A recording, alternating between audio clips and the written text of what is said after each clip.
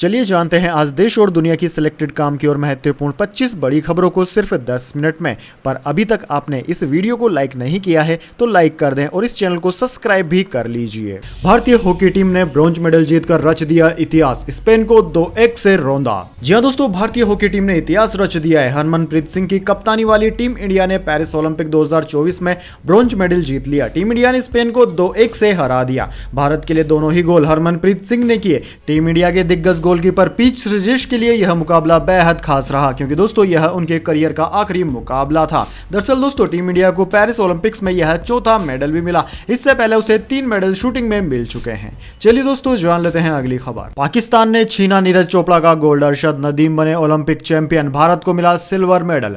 जहां दोस्तों Paris Olympic 2024 में भारत की सबसे बड़ी उम्मीद नीरज चोपड़ा गोल्ड मेडल जीतने से चूक गए हैं। टोक्यो ओलंपिक में गोल्ड मेडल जीतने वाले भारतीय स्टार को पेरिस में सिल्वर मेडल से संतोष करना पड़ा। दरअसल दोस्तों नीरज चोपड़ा के दोस्त पाकिस्तान के अरशद नदीम ने ओलंपिक रिकॉर्ड बनाकर गोल्ड मेडल जीता। उन्होंने 92.97 मीटर थ्रो किया, जो ओलंपिक इतिहास में सबसे अधिक है। नीरज चोपड़ा ने टोक्यो ओलंपिक में 87.58 मीटर के साथ गोल्ड मेडल जीता था। वहीं दोस्तों नीरज चोपड़ा ने 89.45 मीटर थ्रो के साथ पेरिस ओलंपिक 2024 में जेवलिन थ्रो का सिल्वर मेडल अपने नाम किया है। यह पेरिस ओलंपिक में भारत का पहला सिल्वर और कुल मिलाकर चौथा मेडल है। इसके साथ ही नीरज भारत के सिर्फ दूसरे ऐसे खिलाड़ी बन गए जिन्होंने भारत के लिए लगातार 2 ओलंपिक मेडल जीते हैं। उनसे पहले सिर्फ सुशील कुमार ही 2 बार लगातार 2008 और 2012 में ओलंपिक मेडल जीत सके थे। चलिए दोस्तों जान लेते हैं अगली खबर। प्रधानमंत्री मोदी ने अंतरिम सरकार के गठन पर मोहम्मद यूनिस को दी बधाई। बोले बांग्लादेश में हिंदुओं की सुरक्षा सुनिश्चित हो।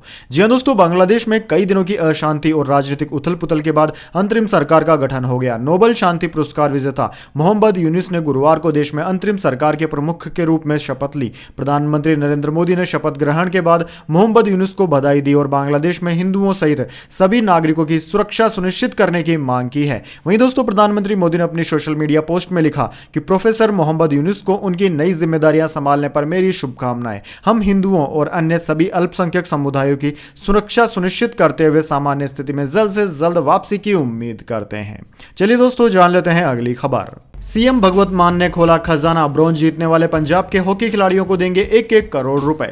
जी हां दोस्तों, भारतीय टीम ने हॉकी में ब्रॉन्ज मेडल जीत लिया है। देश खुशी से गदगद है। इसी बीच पंजाब के सीएम भगवंत मान ने ऐलान किया है कि ब्रॉन्ज जीतने वाले पंजाब के हॉकी खिलाड़ियों को 1-1 करोड़ रुपए दिए जाएंगे। उन्होंने कहा कि हमारी खेल पॉलिसी के हिसाब से ये रकम उन्हें दी जाएगी। मुख्यमंत्री के अनुसार टीम में कप्तान, उप कप्तान सहित 10 खिलाड़ी पंजाब के थे। चलिए दोस्तों जान लेते हैं अगली खबर। ऐसी उपलब्धि जिसे आने वाली पीढ़ियां याद रखेगी। ओलंपिक में भारतीय हॉकी टीम की जीत पर प्रधानमंत्री मोदी ने भी किया पोस्ट। जी हां दोस्तों, भारत की शानदार जीत के बाद राष्ट्रपति द्रौपदी मुर्मू और प्रधानमंत्री नरेंद्र मोदी समेत तमाम नेताओं और हस्तियों ने भारतीय हॉकी टीम को बधाई दी है। प्रधानमंत्री मोदी ने लिखा कि एक ऐसी उपलब्धि जिसे आने वाली पीढ़ियां याद रखेगी। भारतीय हॉकी टीम ने ओलंपिक में शानदार प्रदर्शन करते हुए ब्रॉन्ज मेडल पर कब्जा जमाया। यह और भी खास है क्योंकि यह ओलंपिक में उनका लगातार दूसरा मेडल है। उनकी सफलता कौशल, दृढ़ता और टीम भावना की जीत है। उन्होंने बहुत हिम्मत दिखाई। खिलाड़ियों को बधाई। हर भारतीय का हॉकी से भावनात्मक जुड़ाव है और यह उपलब्धि हमारे देश के युवाओं के बीच इस खेल को और भी लोकप्रिय बनाएगी। चलिए दोस्तों जान लेते हैं अगली खबर। वक्फ संशोधन बिल लोकसभा में हुआ पेश। रिजिजू ने इसे संयुक्त संसदीय समिति के पास भेजने का प्रस्ताव रखा। ओवैसी बोले केंद्र मुसलमानों का दुश्मन है। जी हां दोस्तों, केंद्रीय अल्पसंख्यक कार्य मंत्री किरण रिजिजू ने आज लोकसभा में वक्फ कानून में संशोधन के लिए बिल पेश किया। रिजिजू ने बिल को संयुक्त संसदीय समिति जेपीसी के पास भेजने का भी प्रस्ताव रखा। दरअसल दोस्तों इस बिल का Congress, Sapa, NCP, AIMIM, TMC, CPIM, IUML, DMK, RSP ने विरोध किया है। कांग्रेस सांसद के वेणुगोपाल राव ने कहा कि सरकार कम्युनिटीज के बीच में विवाद पैदा करना चाहती है। एआईएमआईएम सांसद असदुद्दीन ओवैसी ने कहा कि इस बिल को लाकर केंद्र सरकार देश को जोड़ने का नहीं बल्कि बांटने का काम कर रही है। यह विधेयक इस बात का सबूत है कि आप मुसलमानों के दुश्मन हैं। चलिए दोस्तों जान लेते हैं अगली खबर। ओपीएस की मांग पर झटका। केंद्रीय कर्मचारी इंतजार करते रहे, सरकार ने कर लिया किनारा।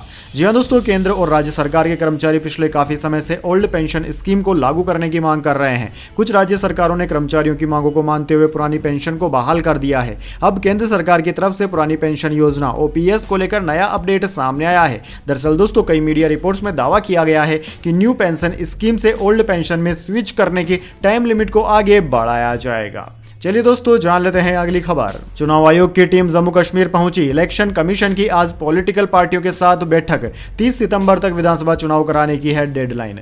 जी हां दोस्तों, आगामी विधानसभा चुनाव को लेकर इलेक्शन कमीशन की टीम आज जम्मू कश्मीर पहुंच गई। मुख्य चुनाव आयुक्त राजीव कुमार समेत 3 चुनाव आयुक्त रीजनल और नेशनल पार्टियों के साथ मीटिंग करेंगे। शेर कश्मीर इंटरनेशनल कॉन्फ्रेंस सेंटर में होने वाली मीटिंग के लिए नेशनल कॉन्फ्रेंस, PDP, कांग्रेस और अन्य दलों के नेता पहुंचे हैं। दोस्तों, इलेक्शन कमीशन की आज पुलिस अधिकारियों और सुरक्षा बलों के साथ भी बैठक होगी। 9 अगस्त को दोपहर 2:30 बजे इलेक्शन कमीशन एक प्रेस कॉन्फ्रेंस भी करेगा।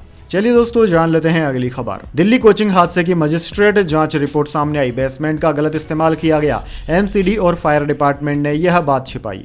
जी हां दोस्तों, दिल्ली के कोचिंग सेंटर के बेसमेंट में पानी भरने से हुई 3 छात्रों की मौत के मामले में मजिस्ट्रेट जांच की रिपोर्ट सामने आई है। बुधवार को राजस्व मंत्री को सौंपी गई रिपोर्ट में राव IAS बेसमेंट के गलत ढंग से उपयोग के आरोप लगाए गए हैं। जांच में MCD और फायर ब्रिगेड डिपार्टमेंट की लापरवाही भी सामने आई। रिपोर्ट में बताया गया है कि कोचिंग सेंटर की बिल्डिंग में हो रहे नियमों के उल्लंघन के बारे में MCD और फायर ब्रिगेड डिपार्टमेंट को पहले से जानकारी थी। इसके बाद भी विभागों की तरफ से कोई कार्यवाही नहीं की गई।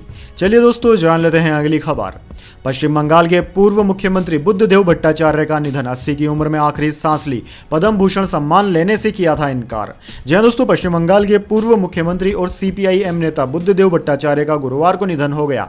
पूर्व CM ने 80 साल की उम्र में कोलकाता स्थित घर पर अंतिम सांस ली। बुद्धदेव बढ़ती उम्र से जुड़ी बीमारियों से पीड़ित थे। उन्हें सांस लेने में भी दिक्कत थी। वहीं दोस्तों, पिछले कुछ समय से उन्हें कई बार अस्पताल में भर्ती कराना पड़ा था। पिछले साल उन्हें निमोनिया भी हुआ था। लाइफ सपोर्ट पर रहने के बाद वे ठीक हो गए थे। उनके परिवार में उनकी पत्नी मीरा और बेटी सुचेता है। चलिए दोस्तों, जान लेते हैं अगली खबर। अजित पवार बोले, CM पद मिलता तो पूरी NCP ले आता। कहा, राजनीति में शिंदे फडणवीस से सीनियर हूं, सब आगे बढ़ गए, मैं पीछे रह गया। जी हां दोस्तों, महाराष्ट्र सरकार में डिप्टी CM अजित पवार ने बुधवार को कहा कि अगर भाजपा और शिवसेना ने उन्हें मुख्यमंत्री पद ऑफर किया होता तो वे पूरी राष्ट्रवादी कांग्रेस पार्टी NCP को साथ ले आते। पवार ने यह भी कहा कि राजनीति में वे शिंदे और देवेंद्र फडणवीस दोनों से सीनियर हैं। अजित ने यह बात CM शिंदे की जीवनी योद्धा कर्मयोगी एकनाथ संभाजी शिंदे के विमोचन के दौरान कही। ठाणे में एक बुक लॉन्च इवेंट में CM शिंदे और देवेंद्र फडणवीस भी मौजूद थे। अजित पवार ने जुलाई 2023 में अपने चाचा शरद पवार के खिलाफ बगावत कर दी थी, जिसके बाद NCP टूट गई और वे 40 विधायकों के साथ भाजपा शिवसेना सरकार में शामिल हो गए। चलिए दोस्तों, जान लेते हैं अगली खबर। वायनाड लैंडस्लाइड में अब तक 138 लोग अभी भी हैं लापता। 10वें दिन रेस्क्यू जारी। प्रधानमंत्री मोदी 10 अगस्त को पीड़ितों से मिलेंगे। राहुल गांधी और प्रियंका गांधी पहले ही मिल चुके हैं। जी हां दोस्तों, केरल के वायनाड में 29 जुलाई की देर रात हुए लैंडस्लाइड में अब भी 138 लोग लापता हैं। गुरुवार को लगातार 10वें दिन रेस्क्यू ऑपरेशन जारी है। हादसे में अब तक 413 लोगों की मौत हो गई। मीडिया रिपोर्ट्स की माने तो प्रधानमंत्री मोदी शनिवार को पीड़ितों से मिलने वायनाड जाएंगे। प्रधानमंत्री की स्पेशल फ्लाइट कुन्नूर में उतरेगी। कुन्नूर से PM हेलीकॉप्टर से लैंडस्लाइड प्रभावित इलाकों का हवाई सर्वेक्षण भी करेंगे। इसके बाद वह रिलीफ कैंप में पीड़ितों से मिलेंगे, जहां 10,000 से ज्यादा लोग शरण लिए हुए हैं। चलिए दोस्तों, जान लेते हैं अगली खबर। महाराष्ट्र गुजरात से 831 करोड़ रुपए की ड्रग्स हुई जब्त। ATS ने 4 लोगों को गिरफ्तार किया। आतंकवादी लंबा जागने के लिए यह ड्रग्स लेते हैं। जी हां दोस्तों, गुजरात ATS ने महाराष्ट्र और गुजरात की 2 दवा मैन्युफैक्चरिंग यूनिट से 831 करोड़ रुपए कीमत की लिक्विड ड्रग्स जब्त की है। ATS के DIG सुनील जोशी ने बताया कि 5 और 6 अगस्त को दोनों जगहों से 4 लोगों को गिरफ्तार किया गया। ATS के अनुसार महाराष्ट्र के ठाणे से 800 kilo mephedrone drug liquid form में जब्त किया है, जिसकी इंटरनेशनल मार्केट में कीमत 800 करोड़ रुपए के करीब है। वहीं दोस्तों, गुजरात के भरूच जिले में एक दवा फैक्ट्री में भी कार्रवाई के दौरान 31 करोड़ रुपए कीमत की लिक्विड ट्रामाडोल जब्त की गई है। चलिए दोस्तों, जान लेते हैं अगली खबर। घंटों में क्लियर हो जाएगा चेक, अभी 2 दिन लगते हैं। RBI गवर्नर बोले, इससे कुछ ही घंटों में फंड मिलेगा। चेक क्लियरिंग प्रोसेस लगातार चलेगी। जी हां दोस्तों, रिजर्व बैंक ऑफ इंडिया यानी कि RBI ने चेक क्लियरिंग साइकिल को T+1 दिन से घटाकर कुछ घंटों के भीतर करने का प्रस्ताव दिया है। गवर्नर शक्तिकांत दास ने 8 अगस्त को मॉनेटरी पॉलिसी कमेटी के स्टेटमेंट के दौरान यह जानकारी दी। दरअसल दोस्तों, चेक ट्रांजैक्शन सिस्टम वर्तमान में 2 वर्किंग डे क्लियरिंग साइकिल के साथ चेक प्रोसेस करता है। इसके लिए बैच क्लियरिंग अप्रोच बनाई जाती है। इसे बदलकर कंटिन्यूअस क्लियरिंग किया जाएगा, यानी कि बिजनेस आवर्स में चेक क्लियरिंग की प्रोसेस लगातार चलती रहेगी। यानी कि आप जिस दिन चेक को लगाएंगे उसी दिन चेक आपका क्लियर हो जाएगा।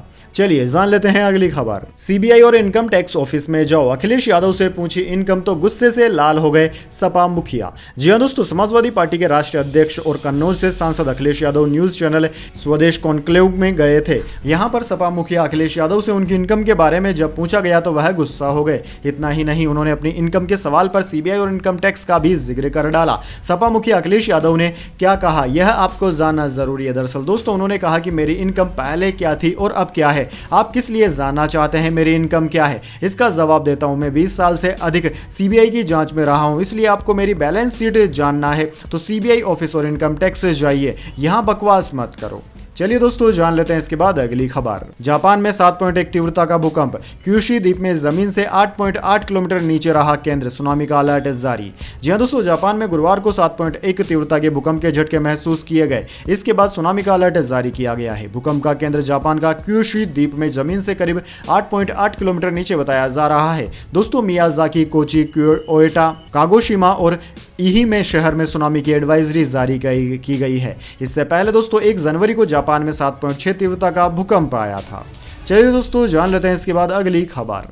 2025 तक टल सकती है सुनीता की पृथ्वी पर वापसी, स्पेस एक्स के क्रू ड्रैगन से वापस लाया जा सकता है, जून से स्पेस में है फंसी। जी हां दोस्तों, बोइंग के स्टारलाइनर स्पेसक्राफ्ट से इंटरनेशनल स्पेस स्टेशन ISS गए एस्ट्रोनॉट सुनीता विलियम्स और बुच विल्मोर की वापसी अगले साल तक टल सकती है। नासा ने कहा है कि दोनों एस्ट्रोनॉट बोइंग के स्पेसक्राफ्ट के बजाय फरवरी 2025 में स्पेस एक्स के क्रू ड्रैगन से पृथ्वी पर लौट सकते हैं। स्टारलाइनर या क्रू ड्रैगन का उपयोग करने पर फैसला अगले हफ्ते किसी समय होने की उम्मीद है। यह मिशन लगभग 8 दिनों का था, लेकिन स्टारलाइनर पर प्रोपल्शन सिस्टम की समस्या के कारण दोनों एस्ट्रोनॉट अभी तक पृथ्वी पर वापस नहीं लौट पाए हैं। चलिए दोस्तों जान लेते हैं इसके बाद अगली बड़ी खबर, लेकिन उससे पहले मेरी आपसे छोटी सी रिक्वेस्ट है, अगर दोस्तों आपको अभी तक हमारी न्यूज पसंद आई तो एक छोटा सा लाइक जरूर दे दीजिए। साथ ही दोस्तों अगर आपने चैनल को सब्सक्राइब नहीं किया है तो सब्सक्राइब करना भी ना भूलिएगा। चलिए जान लेते हैं अगली खबर। सेंसेक्स 581 अंक गिरकर 78,886 पर बंद हुआ। निफ्टी भी 180 अंक फिसला। आईटी और एनर्जी शेयर्स में सबसे ज्यादा गिरावट रही। जी हां दोस्तों, शेयर बाजार में 8 अगस्त को गिरावट देखने को मिल रही है। सेंसेक्स 581 अंक की गिरावट के साथ 78,886 के स्तर पर बंद हुआ। वहीं निफ्टी में भी 180 अंकों की गिरावट रही, ये 24,117 के स्तर पर बंद हुआ। वहीं दोस्तों सेंसेक्स के 30 शेयरों में से 24 में गिरावट और 6 में तेजी देखने को मिली। आज आईटी, एनर्जी, बैंकिंग और मेटल शेयर्स में ज्यादा गिरावट रही। दोस्तों निफ्टी आईटी इंडेक्स में 1.95% की गिरावट रही। ऑयल एंड गैस, रियल्टी और मेटल इंडेक्स में 1% से ज्यादा की गिरावट देखने को मिली। बात करें दोस्तों निफ्टी 50 के टॉप गेनर और टॉप लूजर स्टॉक्स की, तो दोस्तों आज के मार्केट में निफ्टी 50 के टॉप गेनर्स में टाटा मोटर्स, HDFC लाइफ और SBI लाइफ रहे, जबकि निफ्टी 50 के टॉप लूजर्स में LTI, माइंट्री, ग्रासिम और एशियन पेंट्स रहे। चलिए दोस्तों जान लेते हैं अगली खबर। सोने चांदी की कीमतों में गिरावट, गोल्ड 98 रुपए गिरकर 68,843 पर आया। जी हां दोस्तों, सोने चांदी की कीमतों में आज गिरावट रही। Indian Boolean and jeweller association की वेबसाइट के मुताबिक 10 ग्राम 24 कैरेट सोना 98 रुपए गिरकर 68,843 रुपए का हो गया। कल इसके दाम 68,941 रुपए प्रति 10 ग्राम थे। वहीं दोस्तों दूसरी ओर 1 किलो चांदी 560 रुपए गिरकर 78,600 रुपए प्रति किलोग्राम पर आ गई है। इसके एक दिन पहले यह 79,160 रुपए प्रति किलोग्राम पर थी। चलिए दोस्तों जान लेते हैं इसके बाद अगली बड़ी खबर। ब्याज दरों में लगातार 9वीं बार बदलाव नहीं, लोन महंगे नहीं होंगे, EMI भी नहीं बढ़ेगी। RBI ने रेपो रेट 6.5% पर बरकरार रखी। जी हां दोस्तों, भारतीय रिजर्व बैंक ने लगातार 9वीं बार ब्याज दरों में बदलाव नहीं किया है। RBI ने ब्याज दरों को 6.5% पर जस का तस रखा है, यानी कि दोस्तों लोन महंगे नहीं होंगे और आपकी EMI भी नहीं बढ़ेगी। RBI ने आखिरी बार फरवरी 2023 में दरें 0.25% बढ़ाकर 6.5% की थी। वहीं दोस्तों 6 अगस्त से चल रही मॉनेटरी पॉलिसी कमेटी MPC की मीटिंग में लिए गए फैसलों की जानकारी RBI गवर्नर शक्तिकांत दास ने गुरुवार को दी। ये मीटिंग हर 2 महीने में होती है। RBI ने इससे पहले जून में हुई बैठक में ब्याज दरों में कोई बढ़ोतरी नहीं की थी। चलिए दोस्तों जान लेते हैं अगली खबर। बैंक निफ्टी में शामिल होगा कैनरा बैंक, बंधन बैंक की जगह लेगा। ट्रेंड और भारत इलेक्ट्रॉनिक्स निफ्टी 50 में शामिल होंगे। जी हां दोस्तों, कैनरा बैंक सितंबर के फेरबदल में बैंक निफ्टी इंडेक्स में शामिल हो सकता है, जो बंधन बैंक की जगह लेगा। इसके साथ ही टाटा ग्रुप की रिटेल फर्म ट्रेड लिमिटेड और सरकार की स्वामित्व वाली भारत इलेक्ट्रॉनिक्स लिमिटेड निफ्टी 50 में शामिल हो सकते हैं। ये दोनों कंपनियां LTI, माइंट्री और डिविस लेबोरेटरीज की जगह लेंगी। चलिए दोस्तों जान लेते हैं अगली खबर। देश का मानसून ट्रैकर, बिहार में बिजली गिरने से 8 मौतें, हिमाचल में चंडीगढ़ मनाली हाईवे पर लैंडस्लाइड, 19 राज्यों में आज भारी बारिश का अलर्ट। जी हां दोस्तों, देश के लगभग सभी राज्यों में भारी बारिश का दौर जारी है। बिहार में पिछले 24 घंटे के दौरान बिजली गिरने से 8 लोगों की मौत हो गई। गंगा, बागमती और कोसी नदी खतरे के निशान से ऊपर बह रही है। कटिहार के बरारी में सुखोई घाट से मतलूथार के बीच 5 करोड़ की लागत से बन रहे ब्रिज का पिलर और ब्रिज बॉक्स गंगा नदी में समा गया। वहीं दोस्तों हिमाचल प्रदेश के मंडी के 9 मील के पास देर रात 3 बजे चंडीगढ़ मनाली नेशनल हाईवे पर लैंडस्लाइड हुआ। मलबे में एक ट्रक और पिकअप धंस गया। दोनों गाड़ियों के ड्राइवर ने भागकर जान बचाई। वहीं दोस्तों राज्य में पिछले 24 घंटे के दौरान लगातार तेज बारिश से चंडीगढ़ मनाली हाईवे सहित 214 सड़कें बंद हो चुकी है। वहीं दोस्तों इंडियन मेट्रोलॉजी डिपार्टमेंट ने 19 राज्यों में बारिश का येलो अलर्ट जारी किया है। भारतीय मौसम विज्ञान विभाग के अनुसार हिमाचल प्रदेश, हरियाणा, दिल्ली, उत्तर प्रदेश, मध्य प्रदेश, राजस्थान, छत्तीसगढ़, बिहार, झारखंड, पश्चिम बंगाल, महाराष्ट्र, ओडिशा, गोवा, कर्नाटक, अरुणाचल प्रदेश, असम, मेघालय, मिजोरम और नागालैंड में येलो अलर्ट जारी किया गया है। चलिए दोस्तों जान लेते हैं इसके बाद अगली बड़ी खबर। केरल में मिला नया वायरस, 5 की मौत, ब्रेन पर असर डालता है। पुणे में जीका वायरस के 7 नए मामले मिले। जी हां दोस्तों, केरल में ब्रेन पर असर डालने वाला नया वायरस मिला है। इससे जनवरी से अब तक कुल 15 केस सामने आए हैं, जिसमें 5 लोगों की मौत भी हो चुकी है। इस वायरस को अमीबिक मेनिफ्लोंगाइटिस नाम दिया गया है। इस वायरस के सबसे अधिक 7 केस तिरुवनंतपुरम में सामने आए हैं। ये जानकारी केरल की स्वास्थ्य मंत्री बीना जॉर्ज ने 7 अगस्त को दी है। चलिए दोस्तों जान लेते हैं इसके बाद अगली बड़ी खबर। एमआरएफ को पहली तिमाही में 551 करोड़ का मुनाफा, सालाना आधार पर 3% कम हुआ। कमाई 12% बढ़ी, शेयर में 4% की तेजी रही।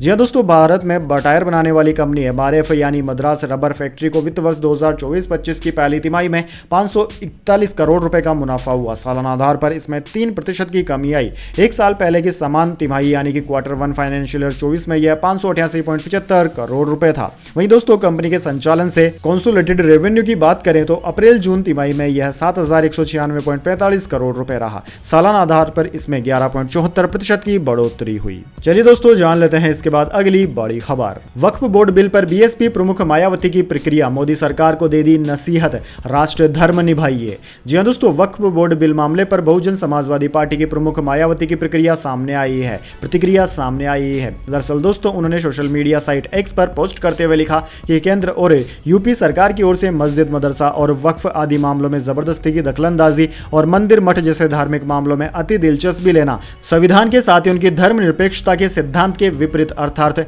ऐसी संकीर्ण और स्वार्थ की राजनीति क्या जरूरी है, सरकार राष्ट्र धर्म निभाइए। मायावती ने एक पोस्ट में ऐसा कहा। साथ ही उन्होंने लिखा कि मंदिर, मस्जिद, जाति, धर्म और सांप्रदायिक उन्माद आदि की आड़ में कांग्रेस, बीजेपी आदि ने बहुत राजनीति कर ली और उनका चुनावी लाभ भी काफी उठा लिया। लेकिन अब देश में खत्म हो रहा आरक्षण, गरीबी, बेरोजगारी, महंगाई और पिछड़ापन आदि पर ध्यान केंद्रित करके सच्ची देशभक्ति साबित करने का समय आ गया है। चलिए दोस्तों जान लेते हैं अगली खबर। मुकेश अंबानी के रिलायंस में 42,000 नौकरियां हुई कम। सबसे ज्यादा असर ईशा अंबानी के रिटेल बिजनेस पर। 21 लाख करोड़ की कंपनी, फिर भी घटी जॉब्स।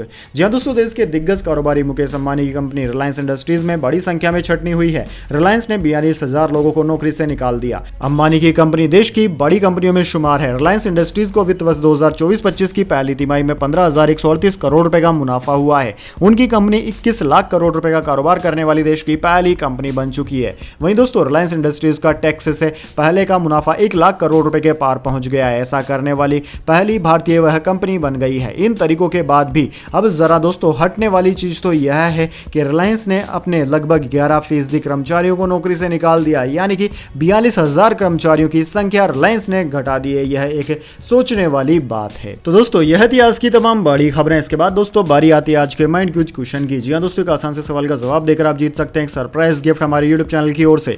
तो दोस्तों आज का सवाल आपकी स्क्रीन पर आ चुका है। भारत ने ओलंपिक इतिहास में कितनी बार गोल्ड मेडल जीता है? जी हां दोस्तों, अगर आप जानते हैं कि भारत ने हॉकी में कितनी बार गोल्ड मेडल जीता है तो जल्दी से वह संख्या कमेंट बॉक्स में लिख दीजिए। अगर दोस्तों आपका जवाब होता है एकदम सही और आप चुने जाते हैं लकी विजेता के रूप में, तो आपको मिल सकता है एक सरप्राइज गिफ्ट हमारे यूट्यूब चैनल की ओर से। तो दोस्तों जल्दी से अपना उत्तर कमेंट बॉक्स में लिख दीजिए, वीडियो को लाइक कर लीजिए और चैनल को सब्सक्राइब कर बेल आइकन भी दबा लीजिए ताकि हर वीडियो की नोटिफिकेशन सबसे पहले आपके पास पहुंच जाए। धन्यवाद। वंदे मातरम। जय हिंद, जय भारत।